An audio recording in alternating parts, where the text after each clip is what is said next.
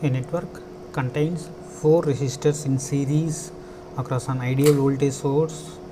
If the value of resistors are doubled, then the voltage across each resistor. So ఒక ideal voltage source ఇచ్చాడు, అక్కడ వచ్చేసి ఏం చేశాడు, ఒక 4 రెసిస్టర్స్ కనెక్ట్ చేశాడు ప్యారలల్గా. అయితే ఏం చేస్తున్నాడు, వాల్యూని డబల్ చేస్తున్నాడు రెసిస్టర్స్ని. అప్పుడు వోల్టేజ్ అక్రాస్ ఈచ్ రెసిస్టర్ ఎంత ఉంటుందో ఫైండ్ అవుట్ చేయమంటున్నాడు. సో సర్క్యూట్ డ్రా చేసామనుకోండి, ఒక వోల్టేజ్ సోర్స్ కనెక్ట్ చేసాము, కనెక్ట్ చేసేసి నెక్స్ట్ ఏం చేస్తున్నాము, ఒక 4 రెసిస్టర్స్ని ప్యారలల్గా కనెక్ట్ చేశాడు.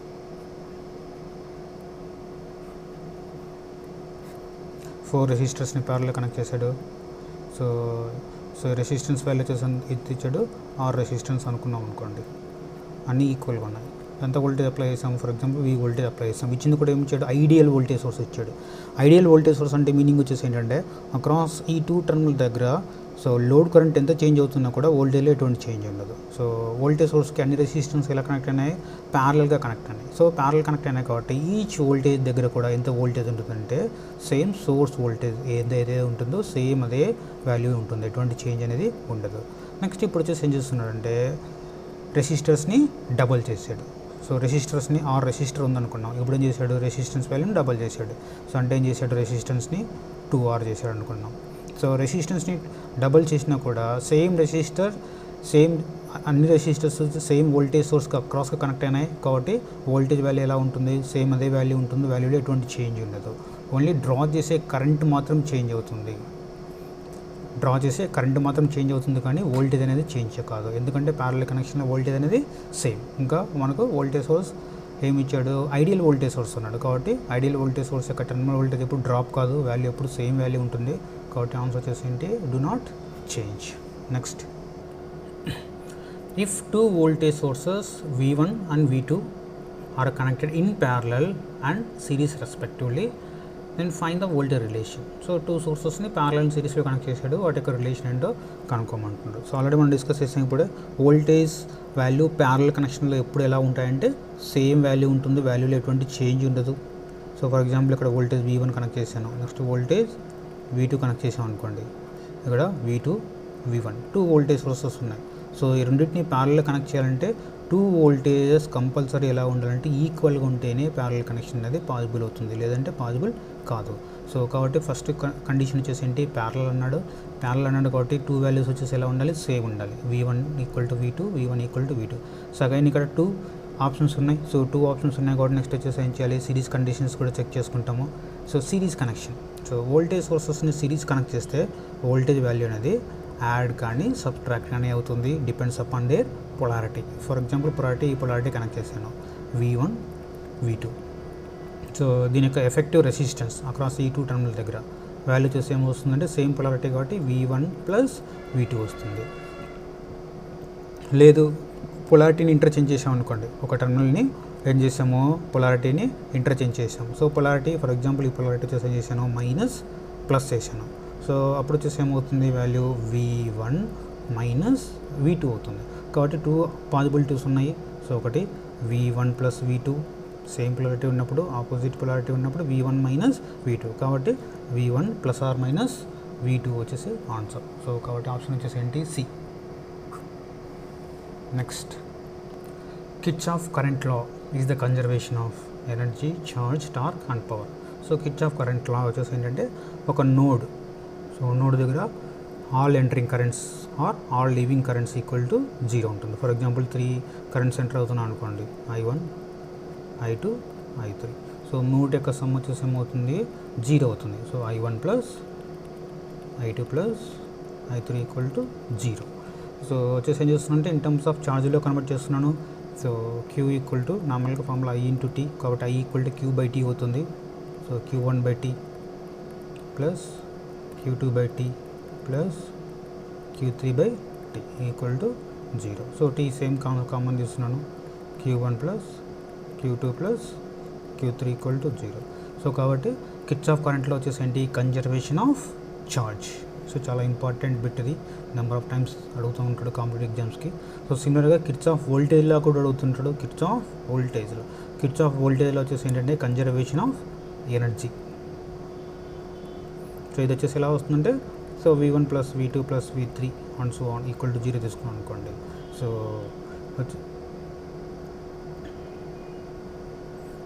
సిరీస్ కనెక్షన్ కాబట్టి దీని నుంచి ఏం చేస్తున్నామంటే W/Q1 plus W2/Q2 W3/Q. Series connection కాబట్టి చార్జెస్ కామన్ తీసుకున్నాను. సో కాబట్టి ఏమొస్తుంది W1 plus W2 plus W3. So KVL వచ్చేసి conservation of energy. Next so మనకి ఇచ్చిన బిట్ కేసీఎల్ వచ్చేసి ఏంటి కన్జర్వేషన్ ఆఫ్ ఛార్జ్. ఇది చాలా important bit, number of times అడుగుతూ ఉంటాడు ఎగ్జామ్స్కి. Next problem, for the circuit given figure the value of battery current I. So circuit ఇచ్చాడు, ఈ I కరెంట్ ఏంటో ఫైండ్ అవుట్ చేయాలి. సో I కరెంట్ కావాలంటే కంపల్సరీ సో మనకి ఇక్కడ ఈక్వలెంట్ రెసిస్టర్స్ని మనం ఫైండ్ అవుట్ చేయాలి. సో ఈక్వలెంట్ రెసిస్టెన్స్ని ఎలా ఫైండ్ అవుట్ చేస్తూ చూస్తాం. ఫస్ట్ వచ్చేసి ఏం చేస్తున్నానంటే సో ఈజీగా ఉండడం కోసం అనేసి నోట్స్ అసైన్ చేసుకుంటున్నాను. ఇక్కడ ఈ పాయింట్ని A అనుకుంటున్నాను. నెక్స్ట్ సో ఈ పాయింట్ వచ్చేసి ఏంటి B. సో మొత్తం అంతా సింగిల్ వైర్తో కనెక్ట్ అయిపోయింది కాబట్టి మొత్తం కంప్లీట్గా వచ్చేసి ఏంటి సింగిల్ నోడ్. సో ఇది కూడా B పాయింట్. సో నెక్స్ట్ ఈ పాయింట్ వచ్చేసి C పాయింట్. సో రీఅరేంజ్ చేసుకునేసి కనెక్ట్ చేస్తున్నాను సర్క్యూట్ని, సో ఈజీగా ఉండడం కోసం అనేసి. సో వోల్టేజ్ సోర్స్ కనెక్ట్ అయింది 12 volts. నెక్స్ట్ సో ఇక్కడ నుంచి point A point a note దగ్గర వచ్చేసి ఏంటి A to B ఏం కనెక్ట్ అయిపోయింది 6 ohm రెసిస్టెన్స్ కనెక్ట్ అయింది. 6 ohm resistance. So A to B connect అయిన రెసిస్టెన్స్ వాల్యూ. నెక్స్ట్ సేమ్ బాగా అబ్జర్వ్ చేశాను అనుకోండి మీరు, ఒక 4 ohm రెసిస్టర్, ఇక్కడ 4 ohm రెసిస్టర్ కూడా చూడండి టర్మినల్ A అండ్ టర్మినల్ Bకి కనెక్ట్ అయిపోయింది. సో ఈ పాయింట్ కూడా సేమ్ పాయింట్ B పాయింట్, ఎటువంటి చేంజ్ ఉండదు అది. సో కాబట్టి వచ్చేసి ఏం చేస్తున్నాను సేమ్ అదే పాయింట్కి ఏం కనెక్ట్ చేస్తున్నాను టర్మినల్ 4 ohm రెసిస్టర్ కూడా కనెక్ట్ అయింది. సో ఒకటితో ఈ 2 రెసిస్టర్స్ కంప్లీట్ అయిపోయినాయి. Next remaining so A and C దగ్గర ఒక 4 ohm రెసిస్టర్ కనెక్ట్ అయిపోయింది కాబట్టి సో పాయింట్ B పాయింట్ ఇది, ఇక్కడ C పాయింట్ తీసుకున్నాం అనుకోండి.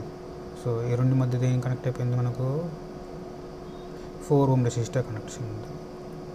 Next 2 ohm and 8 ohm. So C and B, so C and B దగ్గర కనెక్ట్ అయిన రెసిస్టర్ వచ్చేసి 2 ohm రెసిస్టర్ కనెక్ట్ అయిపోయింది కాబట్టి వచ్చేసి ఏం చేస్తున్నాను అది C point. Next B connect అయిన రెసిస్టెన్స్ 2 ohm రెసిస్టెన్స్. నెక్స్ట్ బాగా అబ్జర్వ్ చేశారనుకోండి so C and B, so C and B దగ్గర కూడా ఏం కనెక్ట్ అయింది వాల్యూ 8 ohm కనెక్ట్ అయిపోయింది కాబట్టి వచ్చేసి ఏం చేస్తున్నాను అగైన్ దీన్ని 8 ohm కనెక్ట్ చేస్తున్నాను.